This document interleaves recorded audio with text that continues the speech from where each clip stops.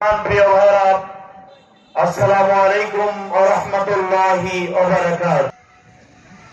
এদেশের মানুষ মুক্তি পেয়ে আমি আপনাদের সামনে শুধু জানতে চাই, এদেশের মানুষকে শান্তি দিতে চেয়েছিলেন, ততদিন পর্যন্ত মানুষদেরকে শান্তি দিতে পারেননি। মাধ্যমে যখন মানুষকে একত্রিত করেছিলেন, সংগঠিত করেছিলেন, তখনই মানুষ শান্তির পথ খুঁজে পেয়েছে। মতবাদের মাধ্যমে শোষণ ছাড়া, দুর্নীতি ছাড়া অন্য কোনো পথ খুঁজে পাওয়ার কোনো সম্ভাবনা নেই।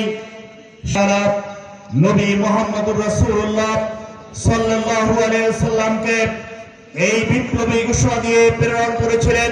যেই সমাজ ব্যবস্থা প্রতিষ্ঠিত আছে, সেই সমাজ ব্যবস্থাকে দুর্বৃত্ত রাসূলুল্লাহ, আল্লাহ ছাড়া কোনো আইনদাতা নেই, বিধানদাতা নেই, একমাত্র মুহাম্মদুর রাসূল।